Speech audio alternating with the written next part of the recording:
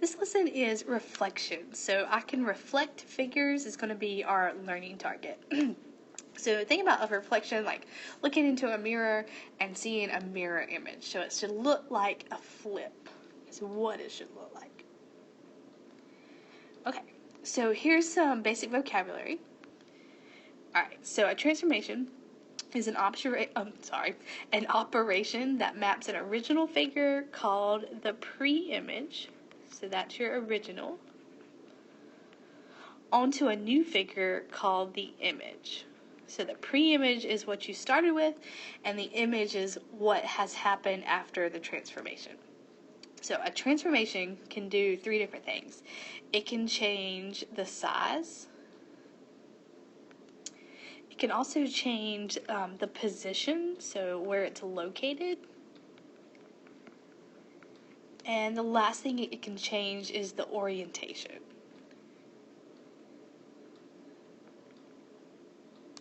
Okay, so if it was like straight up and down, but now it's kind of tilted, something like that.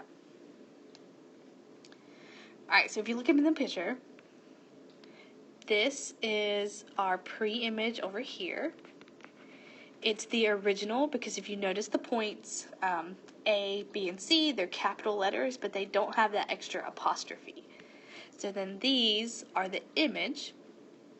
And we know that because it has A apostrophe, B apostrophe, C apostrophe. And we pronounce that A prime, B prime, C prime. Alright, so let's talk about some other stuff.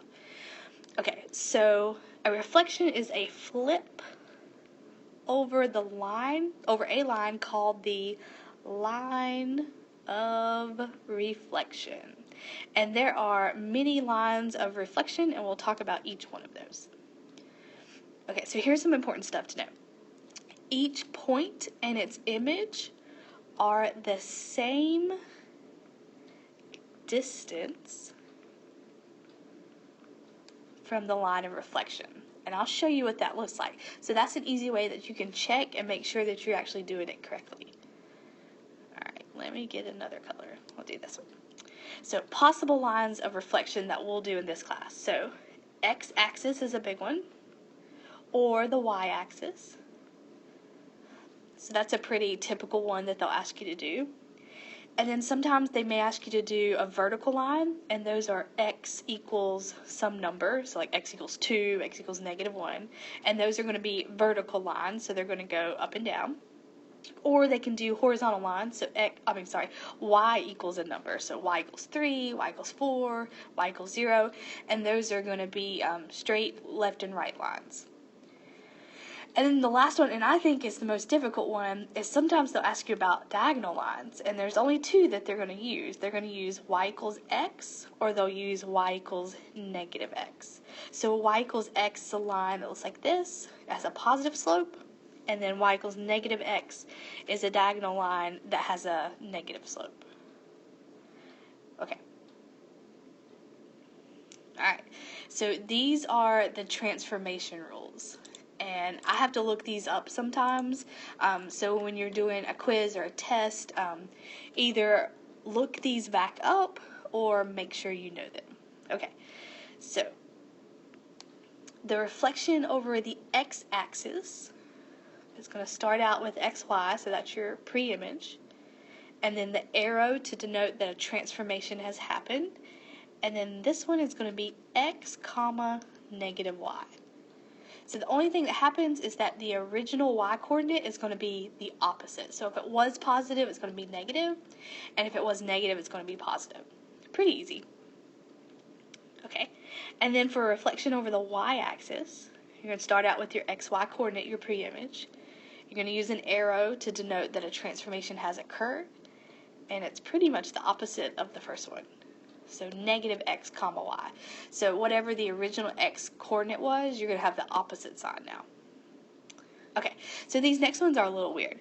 So reflection over line x equals h. So h is just some number. It's just in place of it. So if it were a 2, you would replace the h with 2. If it were -1, you replace the h with -1. I think these are a little more difficult, but they're just a formula. Okay, so for this one, it's going to be 2 times h minus x, y. And we'll look at that because I know that's kind of crazy looking. All right, and then if you had a reflection over line y equals k, k is just a number, so it's just a placeholder.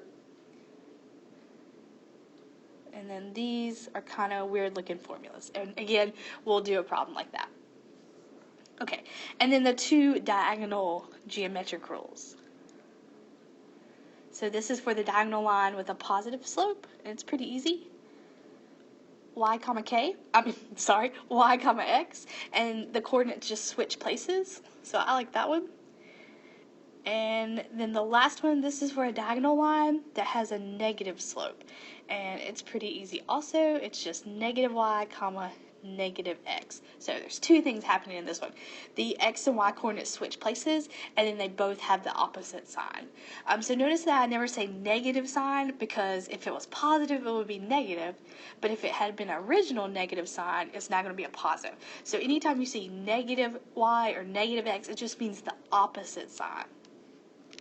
Okay, so those are the rules that you need to know, and I know that's a lot, but if you have them and you can look back at them, it makes things really easy. Okay, so here's our first example. I want you to go ahead and graph and label ABC and make a little triangle.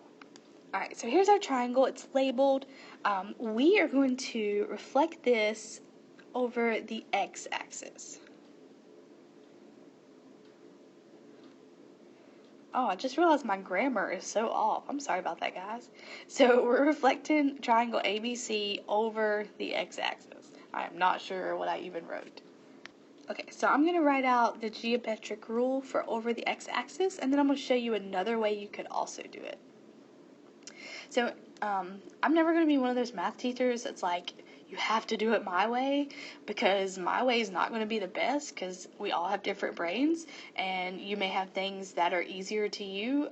So that's what you do. You just figure out a way that works for you, and you use it. But I'm going to show you two, and then you can pick. Okay, so I went ahead and wrote out the points because this helps some people. And now we're just going to read the rule. So the rule says x comma negative y, which means that I'm going to leave my x coordinate exactly the same as it is. And then it says that my y coordinate, I'm just going to have the opposite sign. So for A, it was positive 2, it will now be negative 2. For B, it was positive 7, it'll now be negative 7. And for C, it was 1, but it'll now be negative 1. So I'm going to clean this up and make it look a little prettier.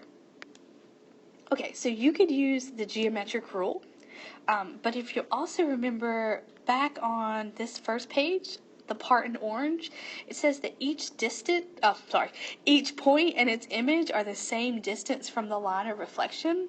So if you don't like the geometric rule, you can just count. So if I start with A, I know that my x-axis is this one. All I have to do is take point A and count down to the line. So if I go straight down, I would go 1, 2 points, and I would be on the line of reflection. And then I just want to go 2 points more. So now I would be at this point, that would be A prime. And if you look really closely, that coordinate point is negative 4, negative 2, which is exactly what the rule told you. I can do the same thing for B. So if I look at point B and I count down to the line, I would go 1, 2, 3, 4, 5, 6, 7 points down to get to the line, and then I would have to go 7 points over. So if I count down 7 more, I would be at this point right here, B prime, and that coordinate point would be 4, negative 7, which is that point that the rule gave us. And then for C, the same thing. So for C, I would only have to go down 1 point to get to the line, and then I would flip over 1 point more. So I would be at this coordinate point, so that would be my C prime, and that coordinate point is 5, negative 1. Okay, so that's two ways that you can do it. If you're reflecting, then you just count the point down to the line, and then you make sure that it's at the same distance on the other side. Or you could just use the rule. So I'm going to use the rule because that's what I want you to get in the process of using, because it's a little quicker. But until you get comfortable, you could also count down and make sure that the rule gives you the same points. So let's do another example. Okay, so we're going to reflect rectangle PQRS over the y-axis. So go ahead and graph the rectangle and label. Okay, so that's a horrible rectangle. Hopefully yours is better. But I was doing the best I can. Okay, anyways, we are going to reflect over the y-axis. So I'm going to go ahead and write out the geometric rule. X comma y, arrow to represent that a transformation happened, and then the rule is negative x comma y. So very similar to the first one we just did, except that we're going to change the x coordinates and we're going to leave the y coordinates by themselves. So I'm going to go ahead and write out the coordinates, and the rule tells me that for each of these x coordinates I'm going to change them to the opposite side. So for P it was 1, it'll now be negative 1. For Q, it was 2, it'll now be negative 2. For R, it was 8, now it'll be negative 8. And for S, 7, it will be a negative 7. And then for the Y coordinates, we don't do anything. So there we go. Alright, I'm going to clean this up a little bit so it's prettier.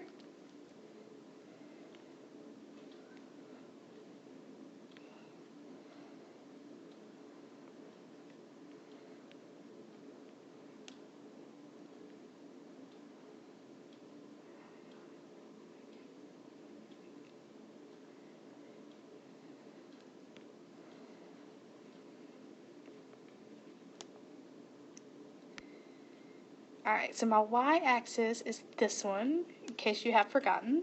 And what I'm going to do is I'm just going to graph these points, and I'm going to make sure that that figure actually looks like it flipped over the y-axis, and that's how I'm going to check my answers. If you like the counting, you can do that. Just count over to the y, and then count to the other side, and make sure that they're equal distance. Okay, so it looks good to me. It looks like it reflected over the y-axis. It looks like it's equidistant on both sides. I drew a horrible picture, but if you drew a better one, you can see it a little bit better. Alright, so let's move on to the next one. So this one I actually want you to try, and I want you to hit the pause button when I tell you to, and then you can play the video whenever you finish or if you get stuck.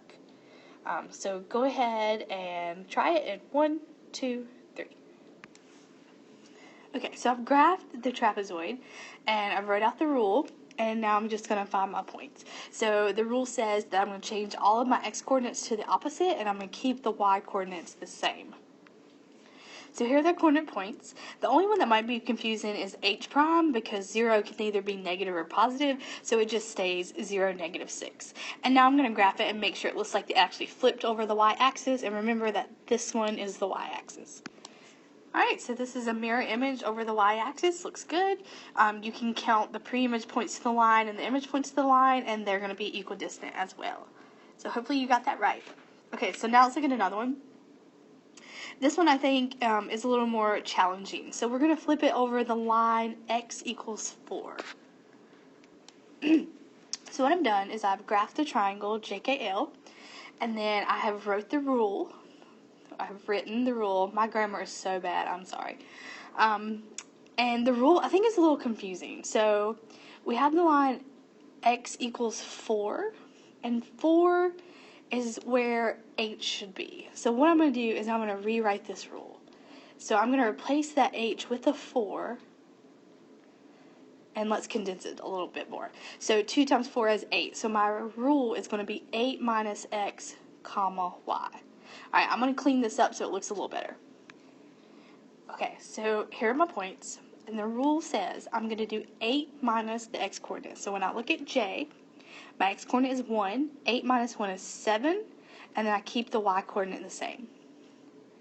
And then when I look at K, my x-coordinate is 2, 8 minus 2 is 6, and then I keep the y-coordinate. L, the x-coordinate is 3, 8 minus 3 is 5, I keep the y-coordinate. Okay, so go ahead and graph the new ones. Okay, and then let's talk about the line x equals 4. So whenever it's x equals, it's got to hit the x-axis, and it would hit it at a positive 4. So the line x equals 4 is going to be right here. And you can see that it does look like it, in fact, flipped over that line, and the points are equidistant from both sides. So just make sure you're taking some time to check your math and making sure that you're doing it correctly. Okay, so now let's do the line y equals 2. Go ahead and graph the parallelogram and then pick out the rule that you think you're going to need. So here's my parallelogram. That's the rule I'm going to use because I'm doing a line y equals a number, so it's like the y equals k one because k is just a number. And so because 2 is my placeholder for k, I'm going to replace that k with a 2 and then simplify it a little bit more.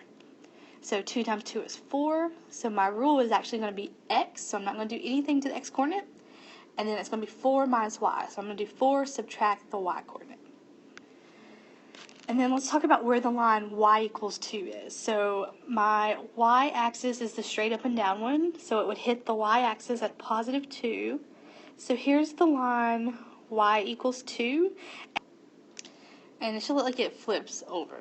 Okay?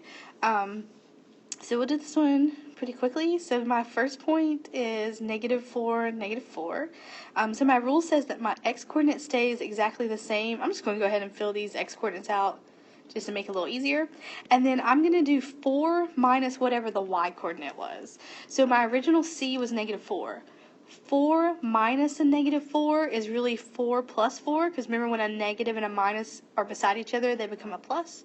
So that's going to be an 8. And then the next one, 4 minus 0 is 4. The next one, 4 minus 1 is 3. And then the last one, 4 minus a -3 is really 4 plus 3, so it is 7. Oh, I should have done those in blue. I'm sorry. I'm going to graph these in blue, and let's just make sure that it actually looks like it flipped over that line. Alright, I didn't label the points just to save time, sorry, but that parallelogram definitely looks like it flipped over that line, and it looks like they're equidistant on both sides. Okay, so go ahead and graph this triangle, and then write down the rule that you think applies to this one. Okay, so we got the image. I drew the diagonal line y equals x. It has a positive slope, and then there's the rule. And this is one of my favorite rules because all you gotta do is switch the x and y coordinates. So x, let me do a different color. X started out as -5, -2, so I'm just gonna switch them. It's gonna be, oh, try to change the color. It's gonna become -2, -5. So don't change the sides, just switch them. Y was -3, 4. I'm just going to switch it to 4, -3. And then Z was -1, 1, just becomes 1, -1. So go ahead and graph those, and we'll see if it actually flipped over that line. So it looks good, and it definitely flipped over that line, and it looks equidistant on both sides. Alright, so last one. Go ahead and graph the square, and then write down the coordinate rule you think you would use for flipping over y equals -x. Okay, so we have the square, we have the diagonal line with the negative slope, and our rule is going to be -y, -x. So we're going to do two different things. We are going to switch the coordinates, and we're going to make them both the opposite sign. Okay, so for A, it was -1, 3. It would now be -3, +1. Switch the coordinates, change their signs. For B prime, it would now be 6, 0. Oh, -6, 0. My bad. For C prime, it would be -5, -3. And for D prime, -2, -2. So let's graph it, make sure it looks like it flipped. And this one looks good also. It looks like it's equidistant on both sides. It definitely flipped over. So we're good. So that's it. So remember that you can email me, send me a message on Remind. We can schedule a Google Meet if you need it. We can do a group of people if you don't want it to be just me and you. You can come in. Just let me know if you're going to come in, and I'll work with you. We'll wear a mask and we'll be safe. And if you don't have transportation but you really want to come in, let us know. We have a county car that we can come pick you up. You just have to know ahead of time. All right. Bye.